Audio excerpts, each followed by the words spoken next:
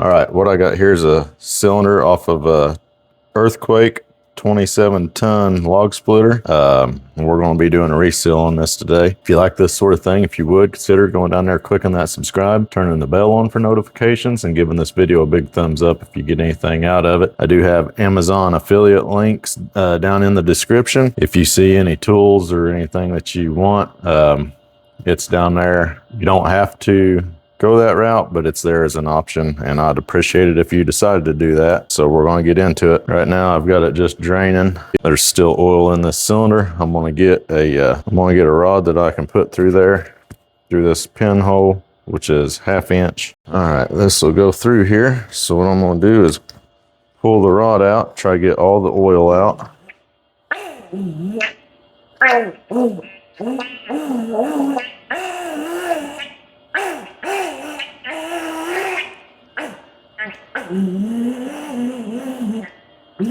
Feels like that piston seal is gone.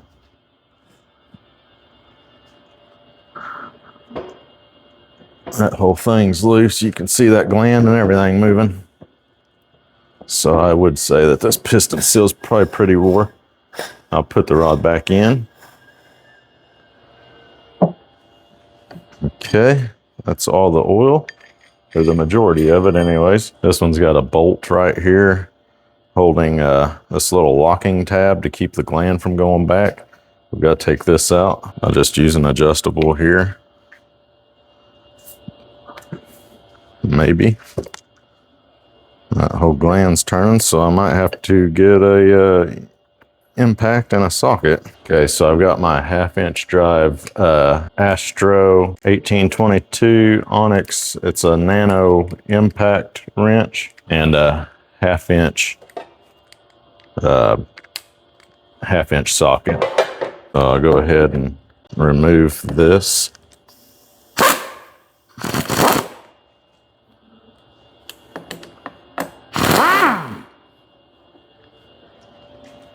All right, locking tab off, and there's the bolt. Okay, now we get to this point, our gland needs to go backwards, but first I'm gonna take some freeze off here.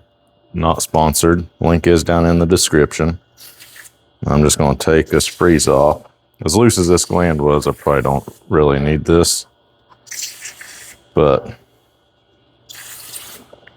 I've always got the habit of just spraying this stuff around the gland just in case there's any issues. Better to have it as clean as you can have it, taking it apart, than dirty. I'll blow it out.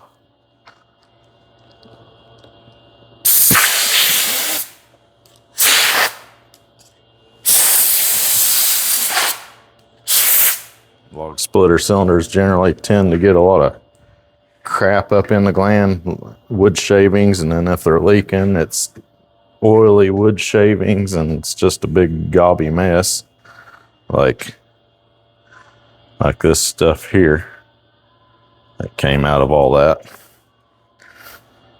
All right, now we're going to hammer this gland back. I've got my aluminum punch here, and I'll just hammer the gland back.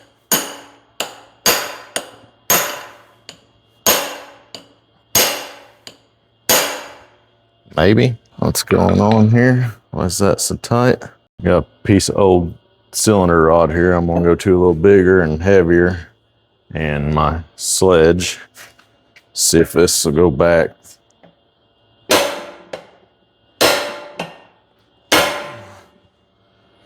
All right, that's really tight. Let's see here what's going on.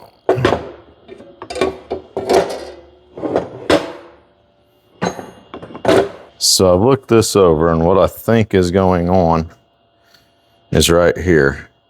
This port right here, somebody's welded. Apparently it was leaking before they've welded it, and what's probably happened, which actually I think I can see it now, is this is distorted from that weld. So what's probably happened is this distorted from the weld, egg-shaped it. They got it too hot, and now it's drew that tube in to where I can't hammer the gland back to where I need. I'm gonna try a little bit more, and if I can't get this to go back, then this cylinder is gonna be junk. And I'll have to quote them a new cylinder.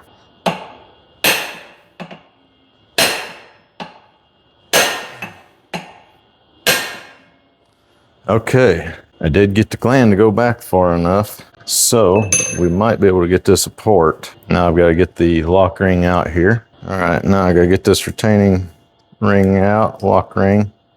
So I'm just going to take my 90-degree pick here, over here on one side of this snap ring. Is where it's open, so I get my pick started under it, and it's hard to see, but basically just pop it out like that. I go back to my 1/2-inch bar here. I'm gonna put a rag over this port in case any oil starts to come out when I hammer it out. But basically pull this rod all the way back out.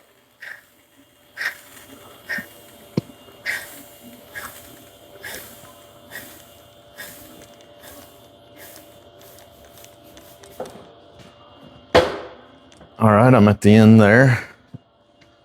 I get my sledgehammer and I'll hit this rod.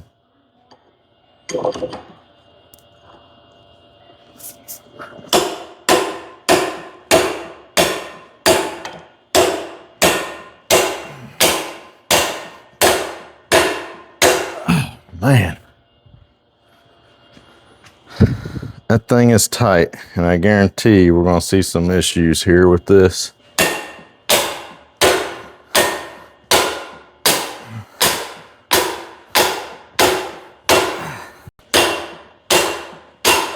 Good grief. Lower that down to where I get a better hit on that. All right, this thing is tight. It's either got a rolled lip in there or a combination of things.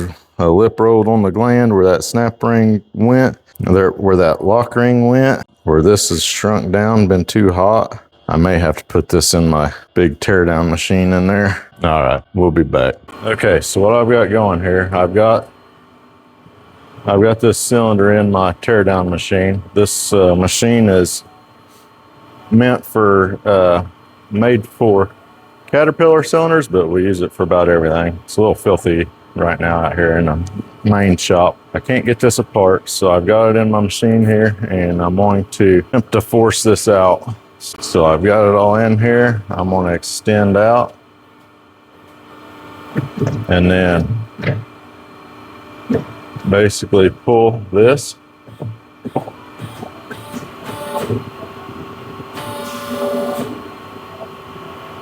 That is very tight. So tight that this is bypassing and that 1/2-inch rod's bending. So what I'm gonna do, okay, so I got a dead blow and I'm gonna hit over here.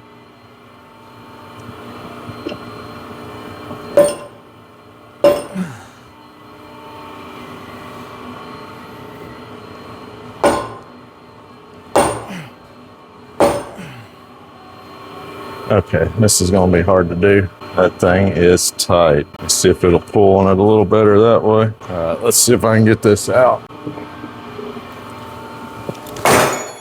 Okay, one good hit. Tension on that and a dead blow, and that popped that out. Almost. Okay, I'm gonna have to hit down on that now. That thing's really in there good. All right, and just like that, we got it apart, finally. All right, if you can see in there, this is all distorted. And that gland's scarred up. There's some bad spots on this rod. Can't really see them that well. So what I think I'm gonna do for this one is go and quote them a new cylinder. All right, we're back over here. We got this thing apart, and there's too much going on here to repair this. It all is repairable, but at that point, by the time you reseal, clean everything up, change the port out, because it definitely needs a new port and or a tube, because this might be too out of round now. it's going to be more cost effective to get a new cylinder. Even though some of yous weld, and I get it, it happens, but it's best to not make repairs for yourself to some extent. Don't get me wrong, it's good to make repairs for yourself, but in some instances, if you're doing it just to get by, it could cost you in the long run. I mean, that's everybody's personal preference.